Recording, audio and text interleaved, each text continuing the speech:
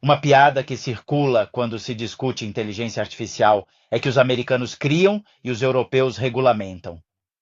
A ideia é que regulamentar pode ser também uma forma de impedir o crescimento de um campo efervescente como a inteligência artificial, impondo restrições que, no fim das contas, não seriam necessárias. Por outro lado, talvez essas restrições sejam, em parte, necessárias.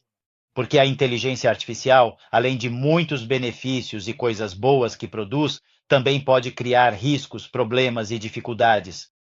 Eu sou Mário Di Caro, sou filósofo e trabalho com ética da inteligência artificial.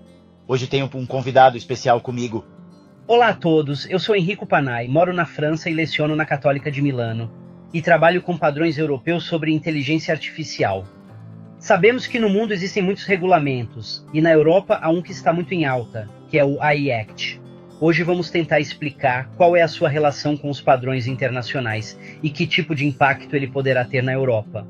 Este é o No White Strawberries.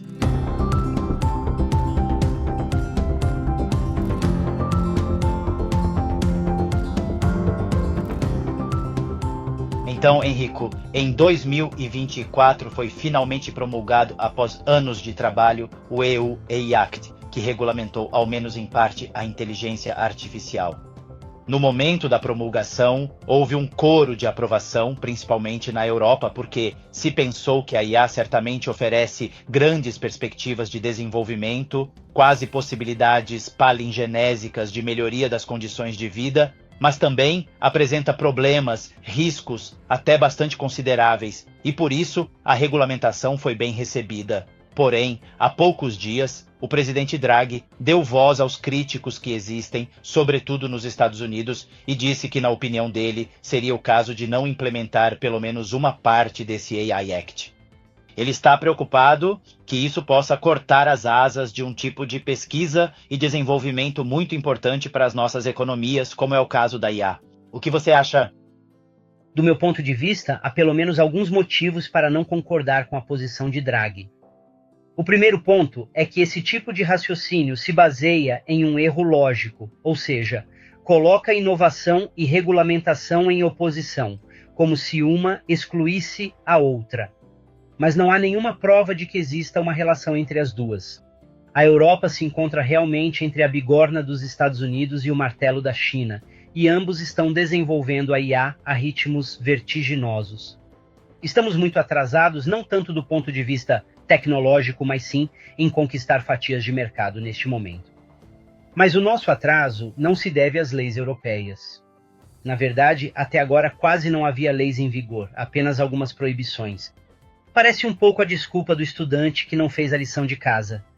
O fato de USA e China estarem mais avançados do que nós está ligado a muitos outros motivos, entre eles, por exemplo, os enormes investimentos militares. Depois há um segundo ponto, que é o fato de a China já ter criado legislações até mais rigorosas do que as europeias, e mesmo assim desenvolve IA. Os Estados Unidos bloquearam as legislações federais, todo mundo fala disso, mas poucos falam das legislações estaduais, então, na verdade, eles acabam tendo mais leis e muito mais fragmentadas do que as que temos na Europa. Só para te dar um exemplo, entre 2016 e 2024, os Estados Unidos aprovaram mais de 130 projetos de lei sobre IA, que são regulamentações sobre IA em diferentes estados. E, aliás, muitas vezes são uma cópia mal feita do AI Act. Então, a minha pergunta seria, na sua opinião, o trânsito seria mais rápido sem um código de trânsito? Temos que ser um pouco francos aqui. As leis servem para regular o mercado. É um mercado que deve respeitar os cidadãos, os trabalhadores e os consumidores. Portanto, se não somos capazes de competir com o CNI e a China no desenvolvimento de grandes indústrias de IA, que pelo menos os produtos que colocamos no mercado sejam pouco perigosos para os cidadãos europeus. Obrigado. Escuta, uma questão que é muito debatida é a dos padrões no campo da IA. Também sobre isso se discute muito. O que você acha? Fala-se muito de padrões porque a legislação europeia tem uma característica. Quando as leis são muito técnicas, pede-se o apoio dos padrões técnicos, em particular daqueles que depois são harmonizados. Muitos não sabem o que são os padrões, mas são praticamente normas técnicas que servem para as empresas se alinharem com as outras empresas. Assim, todos têm as mesmas características quando colocam um produto no mercado. Para a lei sobre IA, a Comissão Europeia solicitou 10 padrões, chamados em inglês de Standard Request, e estes fornecem o que é chamado de presunção de conformidade. Na prática, se a sua empresa está em conformidade com os padrões, então presume-se que você está respeitando a lei, ou pelo menos alguns artigos da lei. Por exemplo, exige-se que os riscos sejam geridos corretamente, que haja um bom nível de cibersegurança, que os dados utilizados sejam bem cuidados e que os sistemas de IA sejam transparentes, robustos e precisos. Obrigado.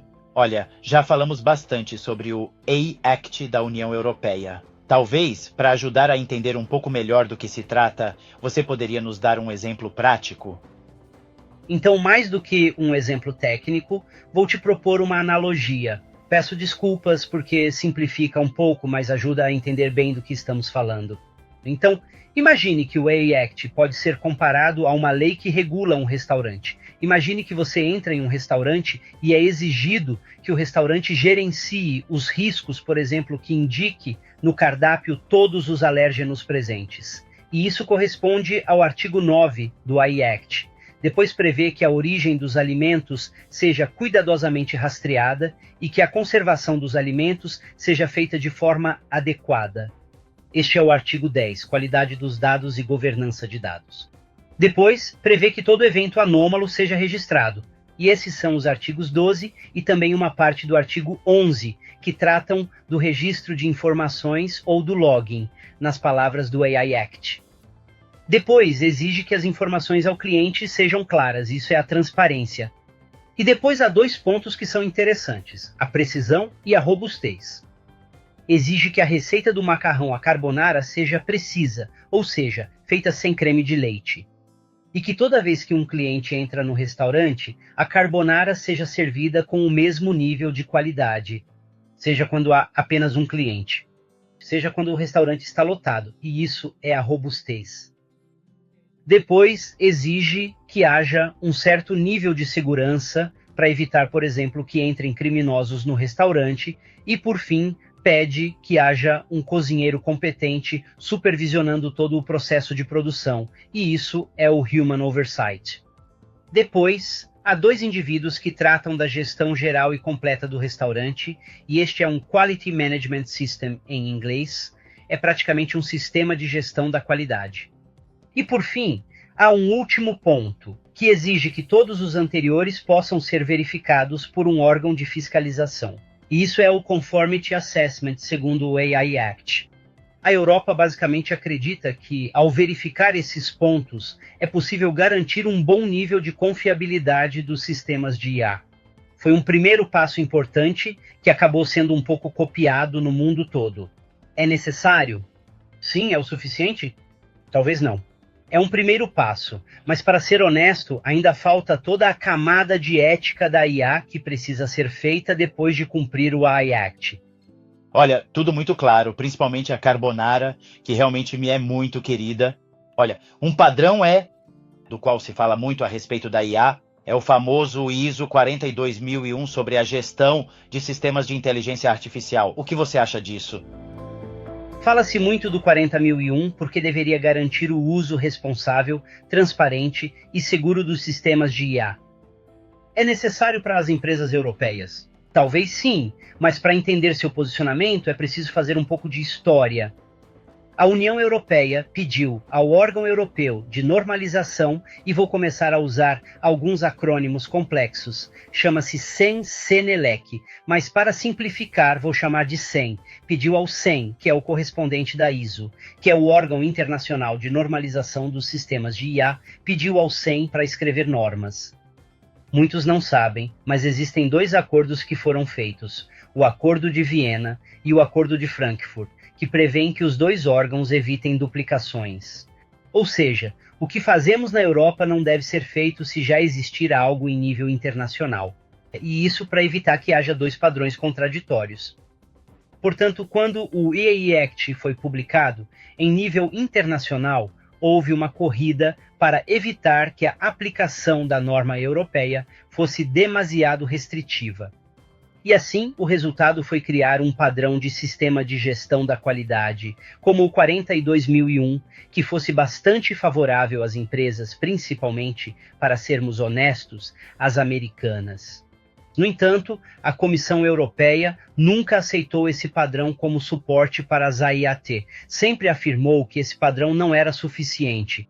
E também neste caso, se vocês lerem nas entrelinhas, abrem-se portas oportunas dedicadas à ética da inteligência artificial, que deve ser sempre utilizada para tomar decisões sobre a aceitabilidade justa de um sistema ou sobre a sua preferência de um produto.